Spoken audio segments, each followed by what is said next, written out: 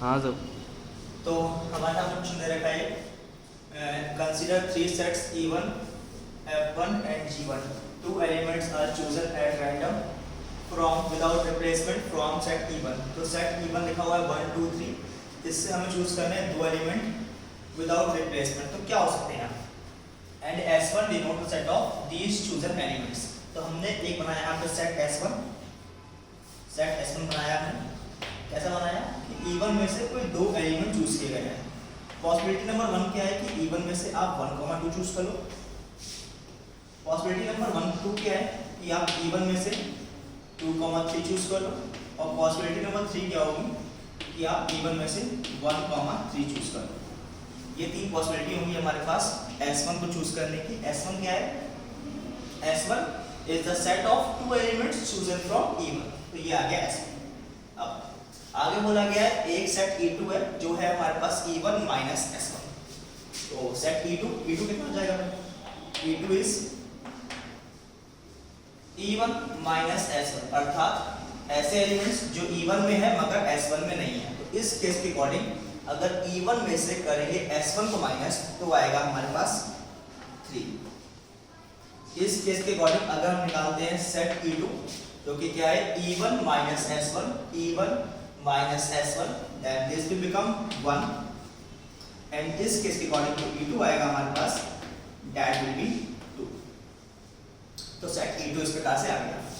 आगे बोला गया and F2 is equal to F1 union S1। अब एक सेट F2 है जो क्या है हमारे पास है F1 यूनियन S1। ये F1 है और ये S1 है, इन दोनों को करेंगे यूनियन तो F2 हो जाएगा 1 2 3 4। इस केस के अकॉर्डिंग F2 जो आएगा वो भी आएगा हमारे पास कितना, देखो इन दोनों का यूनियन करेंगे तो ये भी जाएगा 1 2 3 4। और केस नंबर 3 के अकॉर्डिंग अगर हम निकालेंगे F2 that is F1 union S1, then this will become 1 3 and 4। तो इस प्रकार से हमने सेट F2 फॉर्म कर लिया। अब सेट F2 पर क्या बोला गया?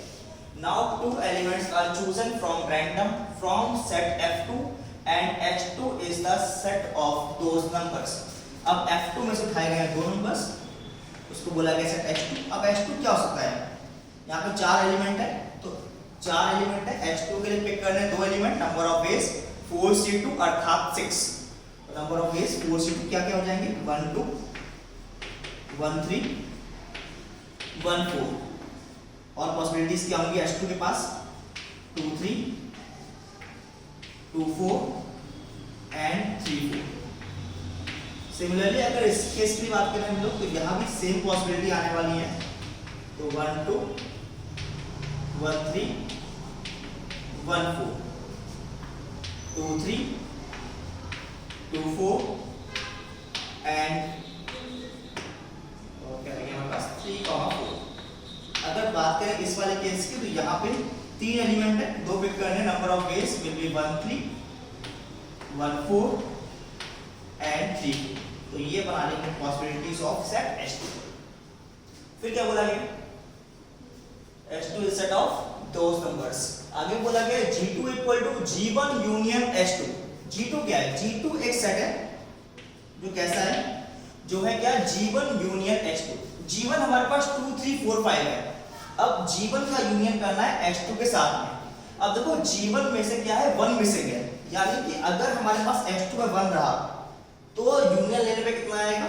तो यूनियन लेने पे आएगा 1 2 3 4 5। अगर G1 में 1 नहीं रहा, यानी कि अगर ये 3 केस पॉसिबल है सेट H2 में तो G1 ये हो जाएगा। लेकिन अगर ये 3 केस पॉसिबल है तो इनका यूनियन लेंगे अगर G1 के साथ में तो हमारे पास पॉसिबिलिटी होगी 2 3 4 और 5। सिमिलरली इन तीनों के लिए हमारे पास ये वाला केस पॉसिबल। सिमिलरली यहाँ पे सेम केस ही बनेगा। अगर ये 3 होंगे ठीक है तो हमारे पास G1 क्या आएगा? G1 आएगा 1 2 3 4 5। और अगर ये 3 केस होंगे तो G1 आएगा 2 3 4 और 5। इसमें जब अगर हमारे पास ये दोनों केस होंगे तो G1 आएगा हमारे पास 1 2 3 4 और 5। अगर ये वाला केस होगा तो G1 आएगा हमारे पास 2 3 4 और 5। तो ये पॉसिबिलिटी हुई किसकी हमारे पास G2 के लिए, गलती से बोल दिया G1 मैंने, G2 के लिए। तो ये हो गया G2 के लिए पॉसिबिलिटीज।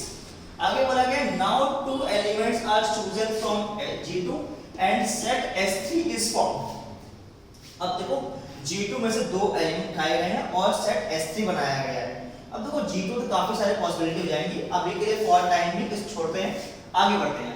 एक सेट बनाया गया S3 और बोला गया E3 is equal to E2 union S3 और आखिरी बोला गया है क्या E1 इक्वल टू E3। आखिरी बोला गया E1 इक्वल टू E3,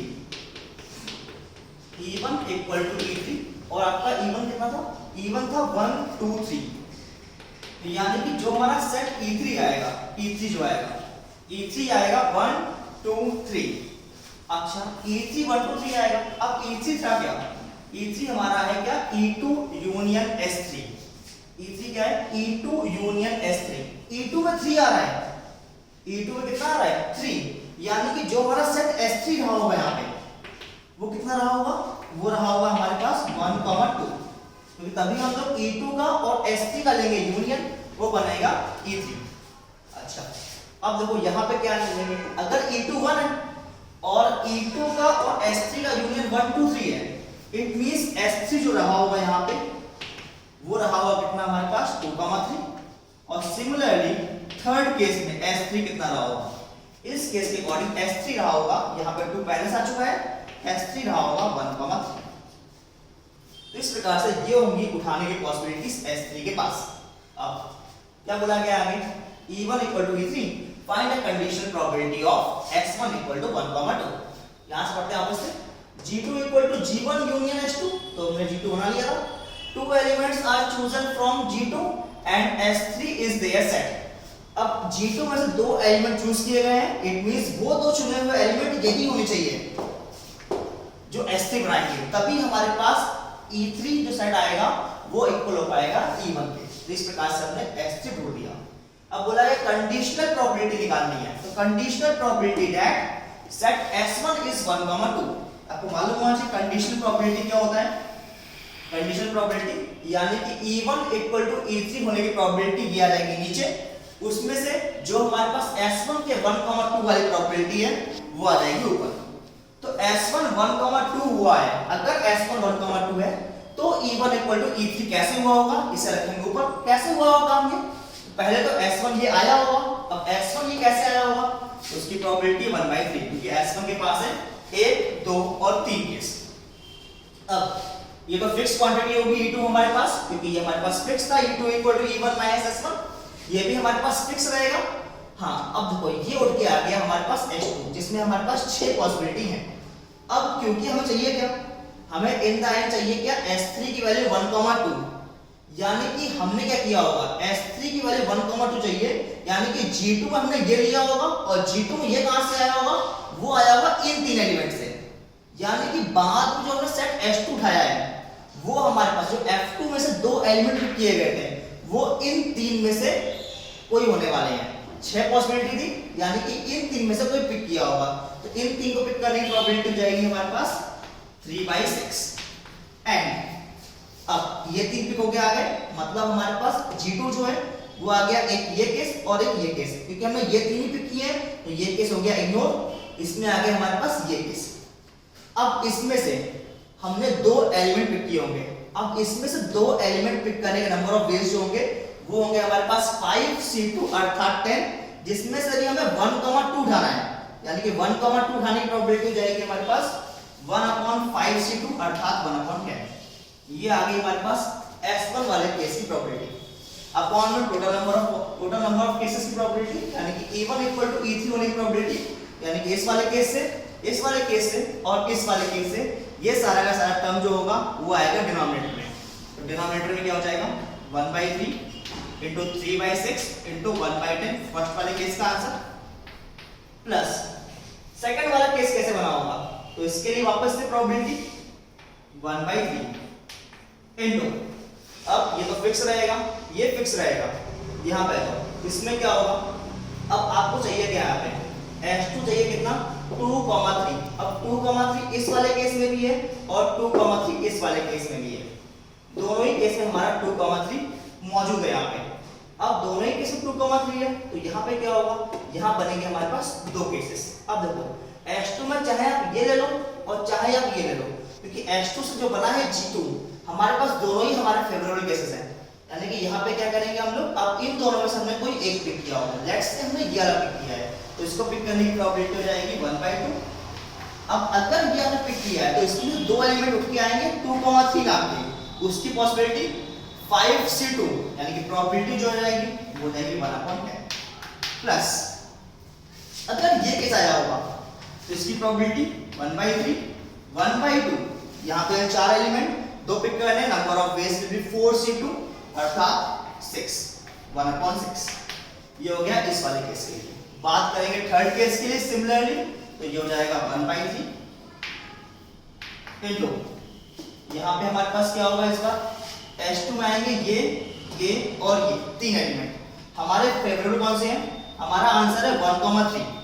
1,3 किसमें आया होगा, 1,3 आया होगा इसमें, और ये कहां से आया होगा, ये आया होगा इन दोनों से। यानी कि यहाँ पे हमारे पास इन तीन में से दो केस काम के हैं, प्रोबेबिलिटी जो हो जाएगी वो हो जाएगी 2/3 तरीके से ये हमारा उठ के आ गया। अब इसमें से पिक करना है कौन सा में, 1,3, पांच एलिमेंट्स, दो पिक करने, number of ways will be 5C2, probability निकालना है, तो ऊपर आ जाएगा हमारे पास 1/10। ये आ गया हमारे पास आंसर। अब बस यहाँ पे थोड़ी सी करनी होगी कैलकुलेशन, तो कैलकुलेशन वाला पार्ट काफी आसान होगा, दोनों कट जाएंगे, ये हो जाएगा 2, ये हो जाएगा 2। तो ऊपर कितना आ गया हमारे पास, ऊपर आ गया 1/3 to 10, और डिनोमिनेटर में कितना आ जाएगा हमारे पास, देखो ये 1/3 ये तो होगा सारे के सारे कैंसिल, ठीक है। तो और देखो डिनोमिनेटर में क्या बचा हमारे पास, ये ऊपर बचा हमारे पास एक 1/2 इनटू 1/10, नीचे क्या बचा, एक 1/2 एक 1/10 प्लस एक और 1/2 और 1/10 प्लस ये 1/2 ये 1/6 और प्लस ये 2/3 इनटू 1/10। बस इसे कर लेंगे सॉल्व, और इसको सॉल्व करते ही आपका आंसर जाएगा 1/5। ठीक है, आज आप सॉल्व कर लोगे इसे, इसको सॉल्व करते ही आपका जो आंसर आएगा वो आएगा 1/5। आई होप आप क्लियर हुआ है कैसे करना है क्वेश्चन ये वाला। ठीक है, ये वाला क्वेश्चन आया था इस साल के एडवांस में।